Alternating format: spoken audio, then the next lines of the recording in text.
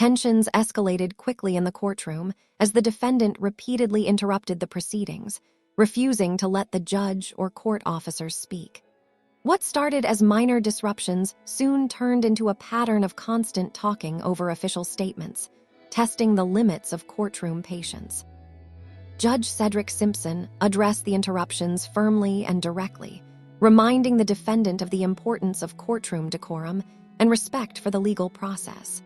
He stressed that everyone present must follow basic rules of order so the hearing could proceed fairly and efficiently. With what Mr. McLaughlin was saying and what he has in writing, that he agreed.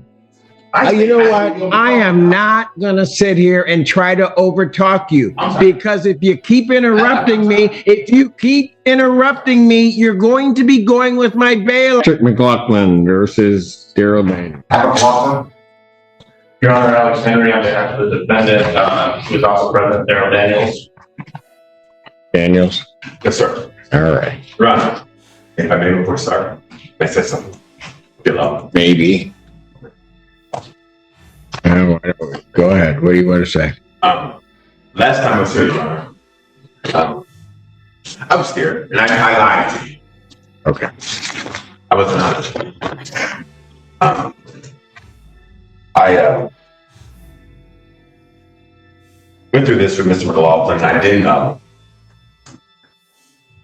When they wouldn't let me into my place, so I took the money. Both sets of money?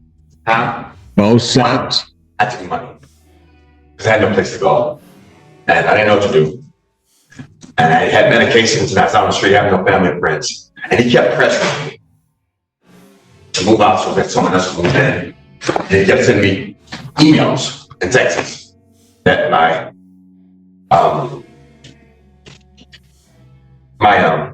security deposit was going down, and I really didn't know what to do. And being not able to get back to my place where my stuff is, and I was scared. I truly was, and I didn't want to admit that I was afraid or something like that. You know, I thought it may make me seem like I'm weak or something like that. And I found out that it makes me seem like I'm weak by not being honest. And I apologize. Please forgive me. So you voluntarily surrendered the apartment? No, I didn't surrender the apartment. No, I couldn't get back in. They had already locked the doors. I couldn't get in.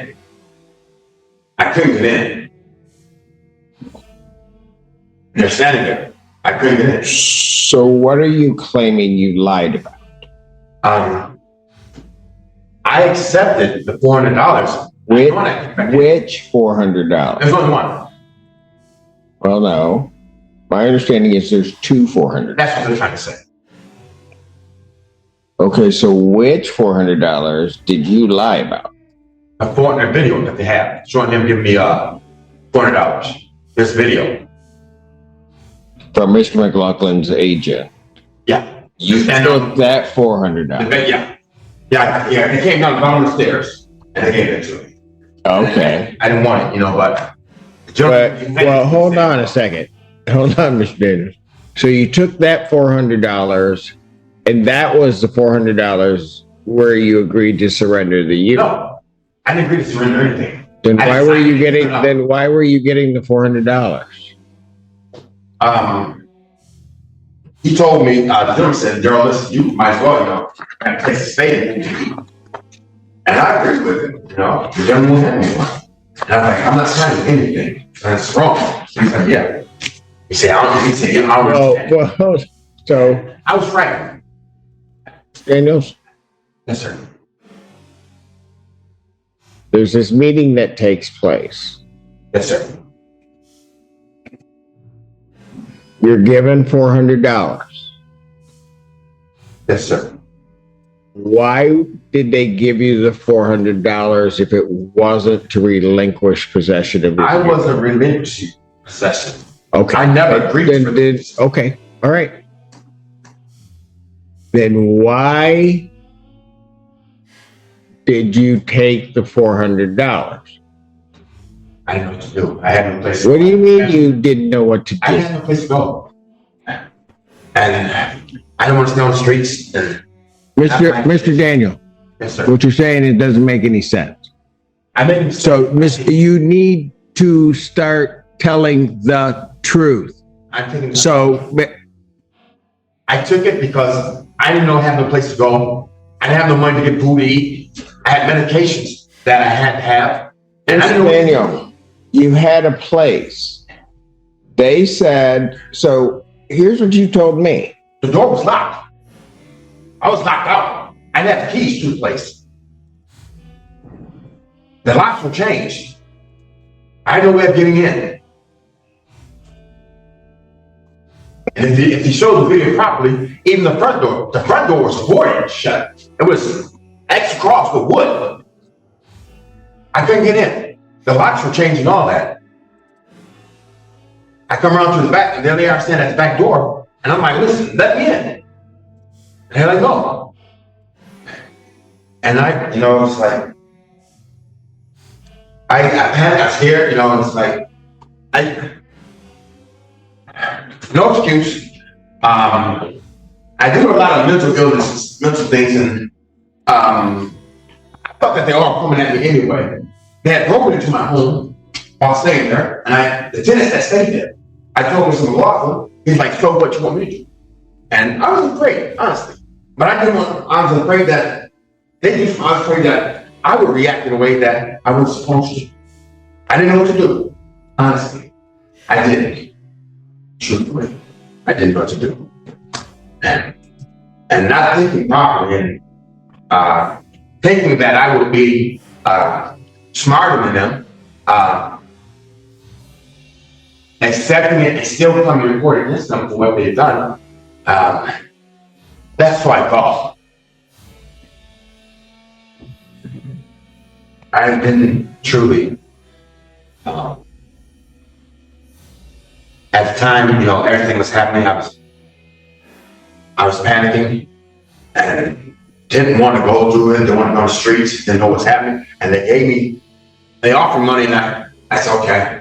I thought I was being smart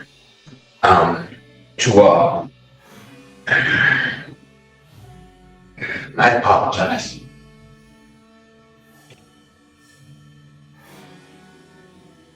I didn't know what I was doing.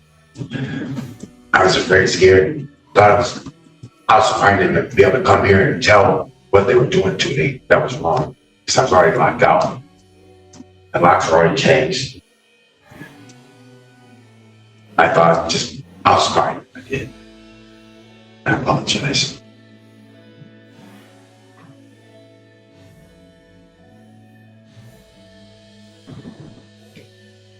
Mr. Daniels, what do you want me to do now that it's been determined, well, you've admitted that you've lied? I was already, as I stated, the locks had already been changed. I was locked out. I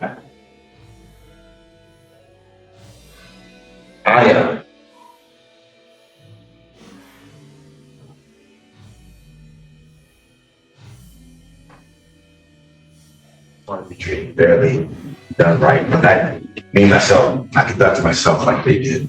Well, that's interesting. You want to be treated fairly because I treated myself like I did.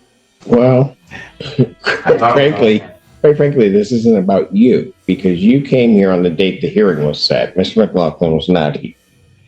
You told me they had locked you out, yes, that you could not get back in your yes, premises, yes, and all of that, right? Yes. But basically, he had resorted to self-help. Yes.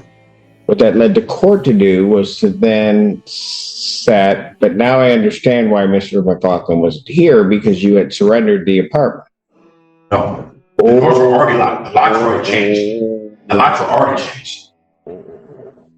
So then I show cause Mr. McLaughlin to come in. He files an answer. He files a response. Yeah. We are back here. You go and get legal services. Yes. Mr. Henry appears. Yes. And at that hearing, you continued to maintain that you were locked out. Yes. Yeah. And specifically told me that you didn't take the $400. I lied. I know. We get that you lied. But that you didn't take the $400, that they locked you out, that then there wasn't this period in time afterwards. Yes.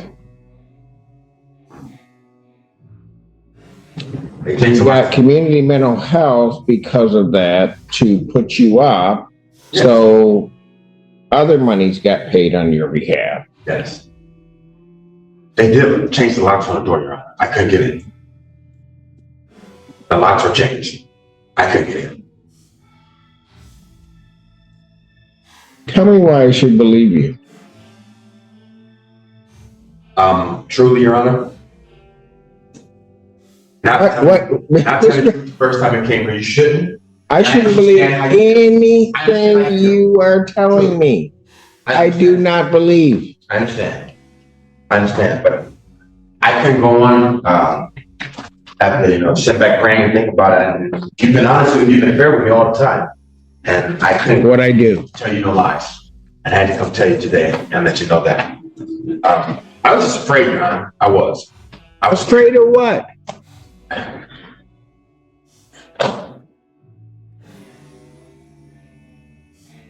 I don't know, everything. I was locked out and the locks have changed already when they gave me the money. They're already changed. I'm locked out. And I thought I was based, I don't know. I'm so jealous.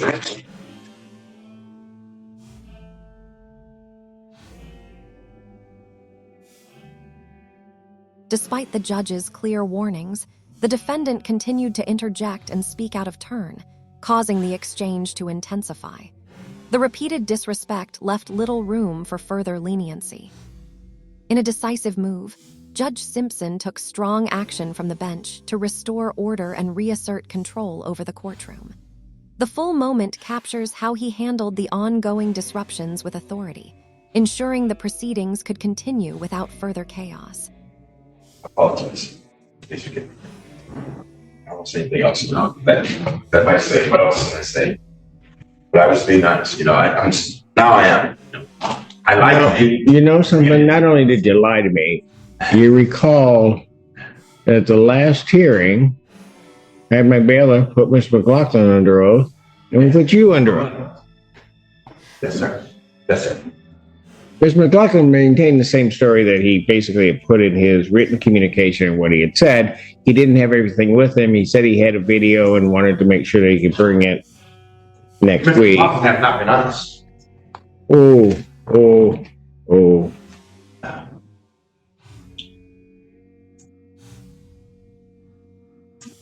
Listen, every time I called other people I was trying to move out of Mr. McLaughlin's place because I didn't like it there. You surrendered possession. You surrendered possession of the premises. No, sir. Yes, you did. No, sir. Yes, you did. That's why you took the $400. Your Honor, as I stated, the locks already changed when they gave me that. The locks already changed. I don't believe you. I know you would. That's why I have to tell you the truth. The locks are already changed. You know something? Be quiet. Pardon? Be quiet.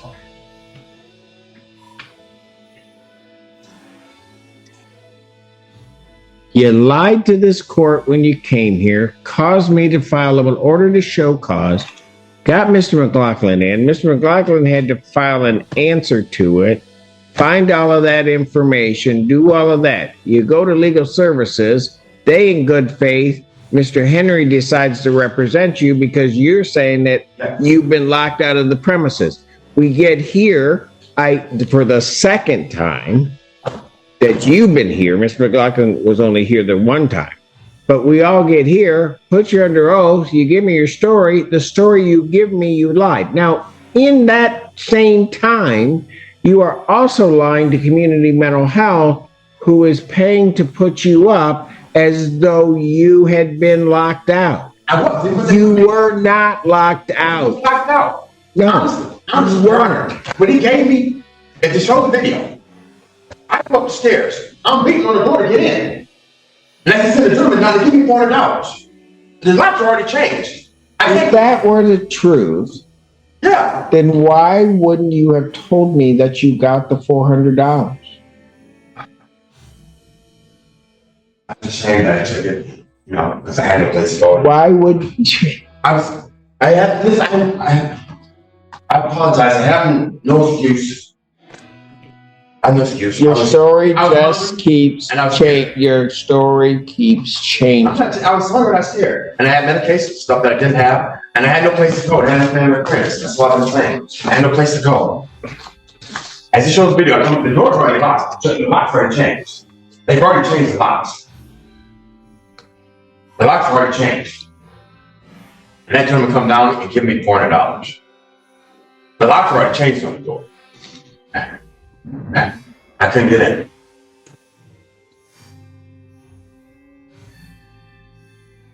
Go ahead, you tell me everything you want to tell me. That's all. Because I don't want you to ever say I didn't give you a chance to tell me. I told you everything. The locks are already changed on the door. When he came down, he gave me the $400, sir. And I don't believe And you. I took it. And I don't believe you. I think that what happened here is you took the $400,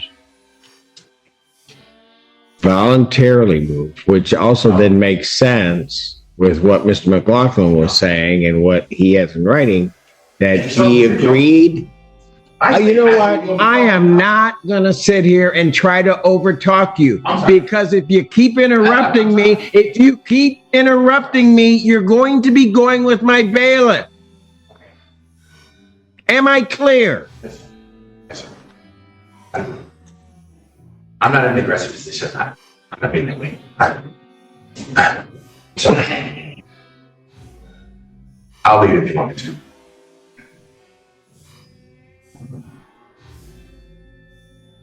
Sorry. The reason you took the $400 is because you voluntarily surrendered the premises. That's what the court's going to find, that you did that. And that the court also believes that you took the additional $400 that was later on given to you. It all makes sense. That's why Mr. McLaughlin said, I will keep, and it's in writing in a text, that he would allow your property to stay there for a month. And then he gave you more money. And you're just taking money and then coming to court, causing everybody all kinds of problems. I know how to do it. Oh, no, you don't even have any idea. I took once. Sorry. You keep interrupting me, so I'm done. I didn't mean to I apologize. I find that there was no lockout. I also find that he voluntarily surrendered the premises. Mr. Henry, I know this is embarrassing for you because you came here representing your client, believing that all of this had happened. I find you, and have found you, always to be an honorable attorney and always put good faith arguments. And you properly did the right thing once you determined your client was an absolute liar. And that is, you filed your motion to withdraw. So prior to entering what I'm entering, I'm going to grant your motion to withdraw, find that it's surrendered. This case is dismissed, but you are entitled to possession of the premises. Oh, yeah. It's yours. He gave it up. You want to know what? You keep it up. What did I tell you? You think I'm kidding? Do you think I'm kidding? Then I'd suggest what you do is you turn around and you walk out. And don't say another word to me, because if you say another word to me, you're going to go with Officer Mahoney. Have a great day. If you enjoyed watching Judge Cedric Simpson shut down those courtroom interruptions and restore order with zero nonsense, hit that like button, share this video with anyone who loves real justice moments, and subscribe for more intense court proceedings, epic judge takedowns, and unfiltered legal drama. Turn on notifications so you never miss the next one. Thank you.